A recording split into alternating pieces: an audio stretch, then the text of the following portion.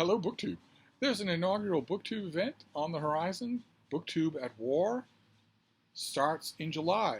A BookTube event centered around war in literature, fiction or nonfiction, new or old, any war of your choosing. It's an event that was the brainchild of a BookTube viewer, DDB, and a whole bunch of BookTubers have jumped on as co-hosts. I made a starter kit recently about military nonfiction, classic works of military nonfiction that you might want to consider, both for BookTube at War and just in general. And that was a complimentary list to a couple of other military history things that I've done on this channel, lists and suggestions and whatnot. But I heard from a number of you wishing that there were a fiction counterpart, and I thought I would do a starter kit for military fiction, both for you to keep in mind as a possible read for July, and also just for you to take on board as a very strong recommendation on my part. So I put together 10 books along those lines. I thought we'd look at those now and just very, very briefly go over them. You'll find that some wars crop up on this list more often than others, and some of the things on here, it's a little bit silly to put them on a starter kit of any kind since they are major undertakings, but you get the spirit in which it's intended. Well, the first one that I want to mention is one of a case that crops up a couple of times on this list of not just a book that I recommend, but an author who is not remembered and ought to be. An author who is terrifically good. The author is Paul Watkins, and the book is Night Over Day Over Night, which is the story of a young man who, a young German man who enters the war, World War II, right at the end. So he's not one of these long-term veterans. He's not grizzled or anything, but he still manages, the war still manages to churn him up, to pull him into its worst sides, and break his innocence. A lot of times, military fiction will be about the breaking of innocence, or the breaking of bodies, or both. Those are all through this list. I really recommend this book. I think it is the best thing that Paul Watkins wrote, but I also recommend this author. He is really, really good. Well worth your time to explore. Then the next one is unconventional. This is unconventional. It is definitely a piece of military fiction, but not a war that's ever happened. This is World War Z by Max Brooks, which has, as you can tell from all these obnoxious blurbs and blobs all over it, it was an extremely, extremely successful novel. And it was made into a movie that actually has some effective moments if you can pull your attention away from Brad Pitt's weirdly ostentatious neck scarf. I have almost never seen an example in a modern movie of a piece of wardrobe doing such an effective, consistent job of upstaging the whole movie. I don't know how the DOP for World War Z didn't spot that in the first day's rushes and say, well, Brad, I know you like this, but it's got to go. It's the only thing in any of these scenes, so it's got to go. But this has always presented problems for me, this book. It is a future history type chronicle. It's written like a historical chronicle, multi-voices, primary sources, interviews, that sort of thing, of a worldwide zombie epidemic, a worldwide breakout of a zombie epidemic. What would actually happen if that happened? What would it actually be like? This is the furthest thing imaginable from the typical template of a zombie story, which involves a mismatched group of 5 people, 4 of whom are obviously going to die. This is not that. This is what would that story actually be? The whole of it, not just those little stories, not just those quirky little people fighting for their lives in an abandoned shopping mall or whatever. In those zombie movies, typically, the broader spectrum of a zombie apocalypse is invoked. In the greatest zombie movie of all time, the opening sequence shows us that broader sequence of crowds and helicopters taking off from the lawn of the White House and officials saying, we don't know what this is, we don't understand it, local news programs going off the air. This tells that story. And it's caused problems for me for the whole time that it's been out, because I always have to recommend it to people who just don't think they want to read a zombie book. And, I go where the effective fiction is. This is really, really effective fiction, whether you like reading zombie stories or not. Then this next one is another author that I think should be better known. Not just this book, which is brilliant, But the author is William Wharton, who, despite the fact that he had a universally praised debut and also has had a number of his books made into movies, he is not known. And that's a shame. I'm talking in this case about his novel A Midnight Clear, about a small group of soldiers in World War II. I could easily be talking about his novel Birdie, which is really about the psychological cost of war. This is more about a small company, in behind enemy lines or near enemy lines, facing unpredictable enemy action. This is more along the lines of that template. It's there. I could easily have said either one. They're both brilliant. They were both made into brilliant movies. Birdie was made into a brilliant movie, and A Midnight Clear, although I'm sure that most of you have never seen the movie of A Midnight Clear is extremely effective. But the book is even better. This is a marvelous, slim, just knife powerful portrait of ordinary dog soldiers at war. A lot of these books are not about command. They're about that is the typical fuel of military fiction, is to plunk us down in the terrified lived experience of ordinary soldiers rather than commanders. The template here being a book that's not on this list, which is The Red Badge of Courage. But this next one, not quite so much. This next one involves officers. This is The Cruel Sea by Nicholas Montserrat. And this is his novel about the early British participation in the naval war, a convoy vessel, a vessel that is designed to protect convoys. But although it gives you a visceral look at what the hardships of war on the open sea was in the early parts of the war, especially the first part of the book, which takes place before America joins the effort, when there's very primitive technology and these ships are facing coordinated U-boat attacks, which is the Germans are putting a lot more work into refining coordinated Wolfpack U-boat attacks than the Allies are into defending against them. The Allies are scrambling to develop the technology that will give them even a remote fighting chance. But although this is a visceral novel about all of those realities, and there are some scenes in here that really bring those realities home, really this is a story, the thing that always strikes me is that this is a story of personalities in war, where just because all of the main characters on board the vessel that is at the heart of this book are on the so-called side of the good guys doesn't mean they're all good people. There are some moments in here.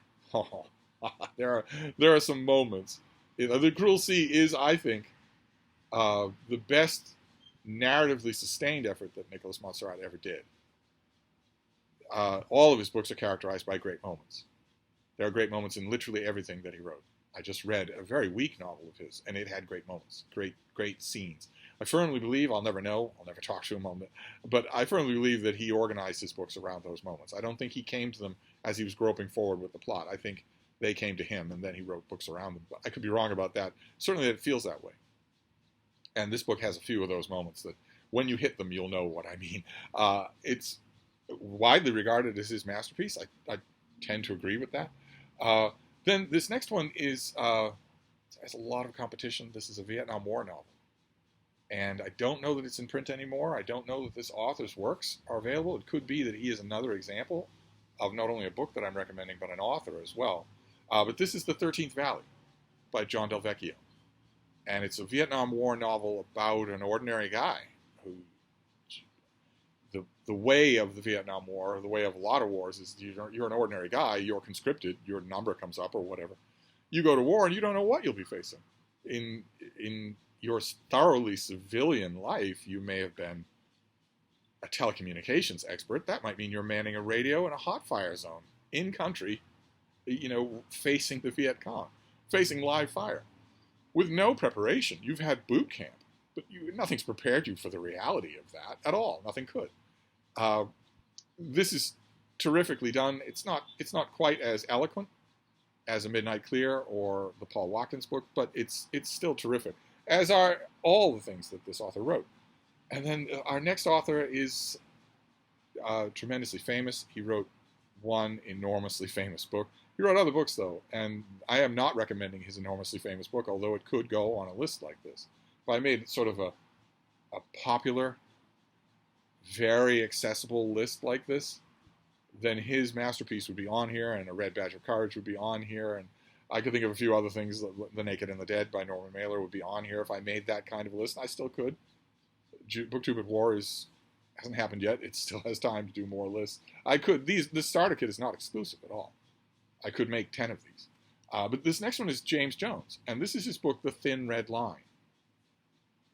Another World War II novel, but not the novel he's famous for, From Here to Eternity. And From Here to Eternity is a humdinger of a potboiler novel, and has large set pieces that are very good. But it also has the whiff of the bestseller, as an old friend of mine used to put it. It has the whiff of the bestseller about it. It has nervous sweat on its upper brow. That's another old friend of mine used to put it. When you're reading a book that wants to be a bestseller, sometimes, an old friend of mine used to say, sometimes when you're reading a book that wants to be a bestseller, there'll be a kind of pinpricky nervous sweat on the upper lip. And I can't get rid of that image when I think of From Here to Eternity, which is a very good novel, but definitely has the whip of the bestseller about it. Whereas The Thin Red Line is a harder book. Harsher, meaner, more beautiful, I think, and with more set pieces about war. So, again, the same pattern as A Midnight Clear, a battered band of soldiers, but that pattern, the reason it gets repeated so many times is because it really works. This is a very, very moving experience. I strongly recommend it. It's also a rare example, much like the next choice, of a book that is easily better than any movie adaptation that's ever been done of it. I would argue the same thing is true of From Here to Eternity, but I would be arguing to an empty house if I did that. But Thin Red Line, there was a fairly effective movie that was made of it. The book is 10 times more effective, mainly because it plays to its strength as a novel. And the same thing is true of this next one. One silly, disastrous attempt was made to film a quasi-adaptation of this thing, but no one has ever actually done a full-blown job of adapting this as a 2-hour movie. I would love to see it. I could almost do it myself. I could almost write that screenplay myself. And if I can do it, then more talented people can do it. And this is a book that, when it comes to fiction of any kind, but military fiction also, crops up on this channel quite a bit. This is The Killer Angels by Michael Shara. I lose a little patience with younger booktubers who say this is part of a Civil War series done by Michael Shara. This is the only Civil War novel that Michael Shara ever wrote. His son has written an entire library bookcase of historical fiction, including books that were very cynically marketed to be prequels and sequels to this book. They are not. They are not. Michael Shara can write prequels or sequels to this book, and he didn't. He died instead. His son can't do that. And the son's books are applauding and dutiful, but they are nowhere near as good as this. Nowhere near. That's what bothers me mainly about it. Same thing with Brian Herbert's so-called continuations of Frank Herbert's Dune novels. It's not just a question of me, drawing a boundary around a sacred text. It's the quality that is the real reason why this makes me irate, is that the quality here is untouchable. And Jeff Shar doesn't come anywhere close to it. This is the story of the Battle of Gettysburg. This is a novel about the Battle of Gettysburg. What many people, including myself, say is the pivotal battle of the American Civil War. The battle after which, as even Southern-centric historians sometimes admit, the battle after which it was completely, unavoidably clear that the South could not win the war. After Gettysburg, it was clear that the South was fighting a lost cause, that they were fighting a rearguard, almost guerrilla action, but that there was no chance that they could break the power of the East. And this is, unlike some of the other books on this list, this is mostly told not through ordinary Joes, but through soldiers, through their commanders. The portrait sewn throughout here of Robert E. Lee is haunting. The portrait of James Longstreet is the thing that most readers take from this book, if they take nothing else. But almost all of the commanders and bravos and whatnot are wonderfully done in this book.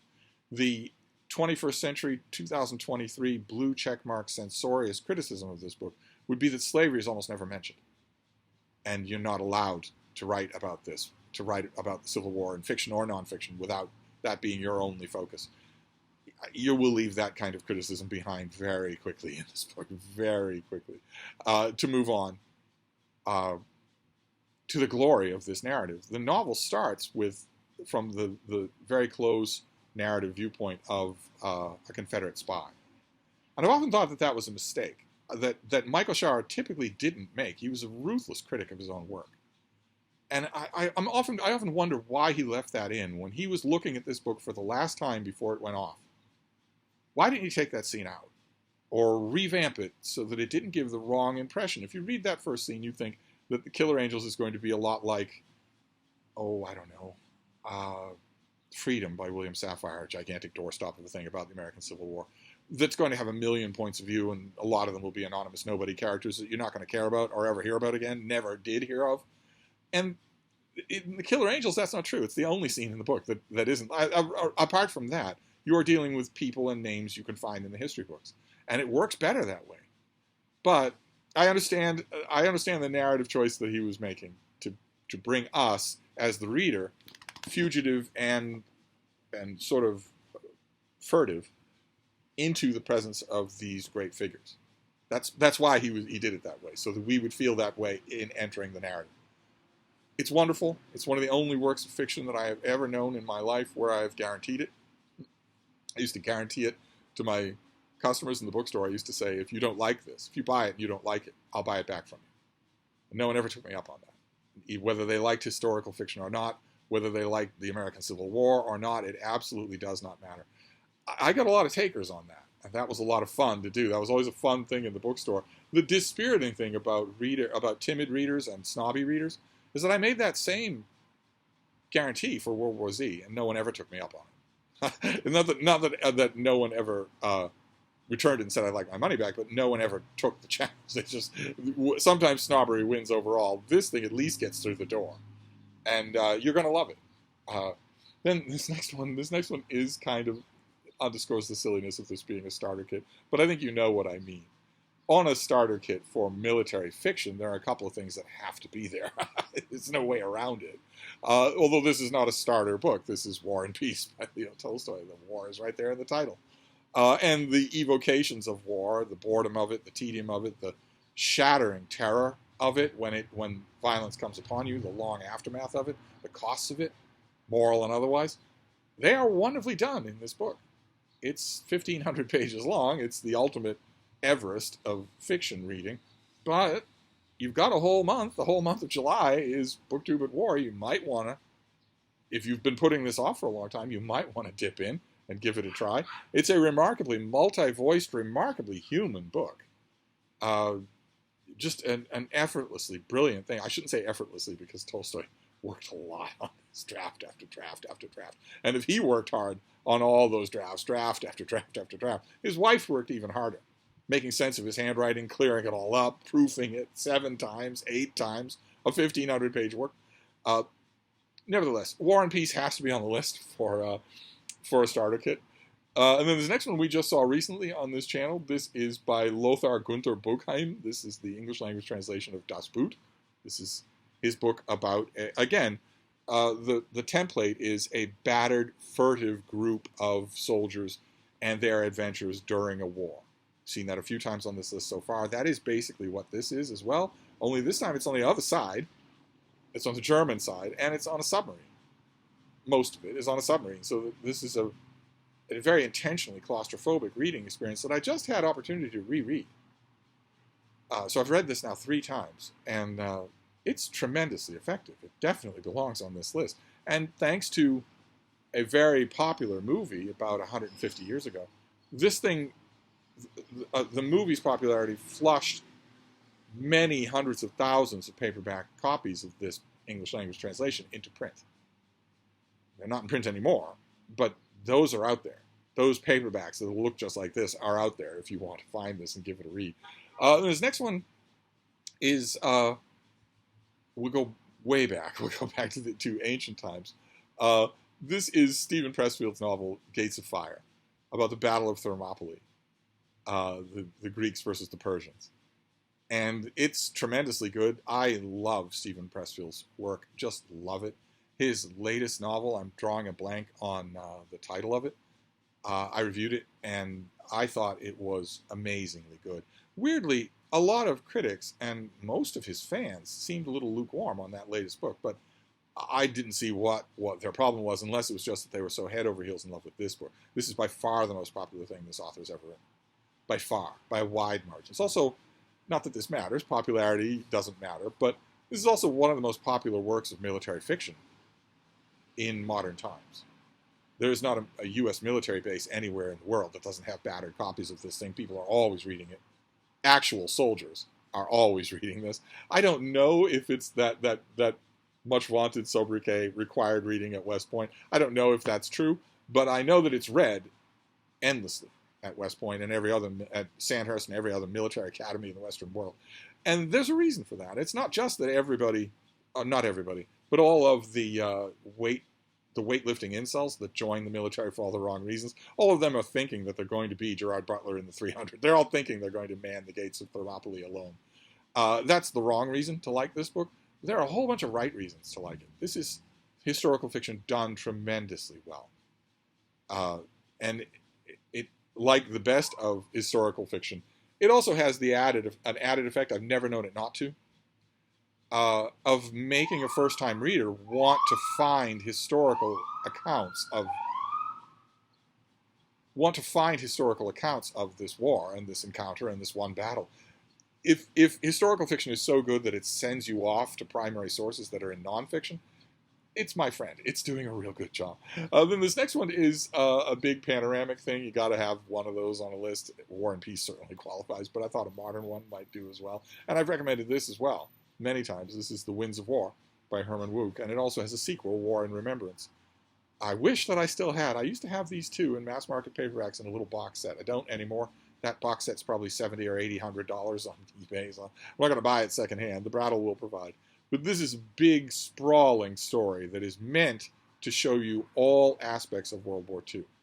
The narrative focuses on one particular character, an author stand-in named Pug. But there's a gigantic cast. So the author is doing his best here on the basis of a mountain of research. He's doing his best to give you a panoramic look at the war, from the very earliest days all the way to the end.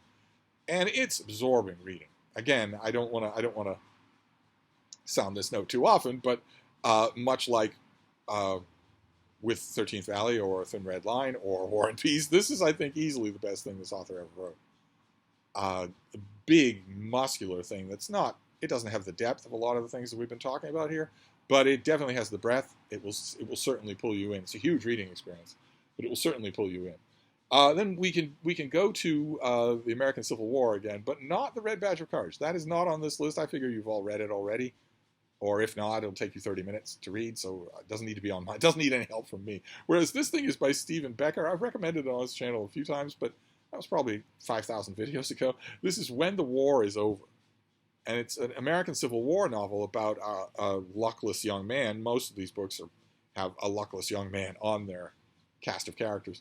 And Becker does a wonderful job with it. The template of this thing is basically the same template as the Red Badge of Courage. A young man goes to war and encounters the horrors of war. Same thing with the Paul Watkins book. But I'm not going to say this is better than the Red Badge of Courage, but it has a more modern sensibility, a more modern narrative tone. That won't matter much. They're both rocket reads, just you rocket through them. It won't matter much, but I figure if you need a recommendation other than the Red Badge of Courage, I would recommend this. It's tremendously good. Probably impossible to find, but tremendously good.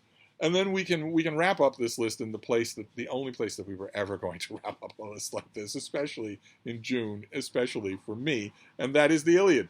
Homer's Iliad. It doesn't matter what translation you use. I picked this because I think I like the cover. But the point with a long work of translation, whether it's this or War and Peace, is find a translator who works for you. Plenty of time for you to go to other translators down the line. Plenty of time for that. If you love it, you're going to love it in its bare bones. I don't know yet of a translator of the Iliad who will kill your love of the book. I don't know of, I've read all of them, and I haven't read one in English that will do that. Even Butcher and Lang won't do that. once you have the love of the book, regardless of which translation you start with, the translation that works for you, once that translation has given you a love of the book, you can read all the translations you want. You can go on, against my will, to become the biggest translation snob in the world if you want to. But the point is that although this is 2,000 years old, it is the greatest portrait of war that's ever been done. As you can see, that's the windy plains of Troy, those are the high walls of Troy. And this is a story of a small segment of the Trojan War, Greeks versus the city of Troy. And it's the story of the wounded pride of Achilles, and it's the story of the death of Patroclus, Achilles' good friend, let's just say. They're both practicing homeopaths. A doff of the purple wig to the late Dame Edna. But it's also the story of war, because Homer gives us the suffering. He gives us the agony and the deprivation of a city under siege. And he also gives us, better than almost anybody, believe it or not, better than almost anybody on this list. John Del Vecchio comes close a couple of times, but better than almost anybody on this list, he gives us the visceral horrors of war. These are men setting about the task under a blazing hot sky of viciously killing each other with swords and spears. And Homer spares you nothing.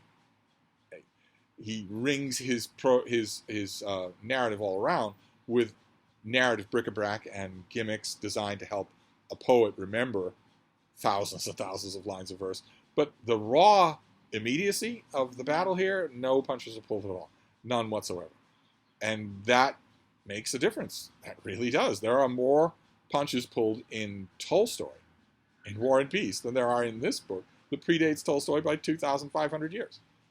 That's a pretty weird accomplishment.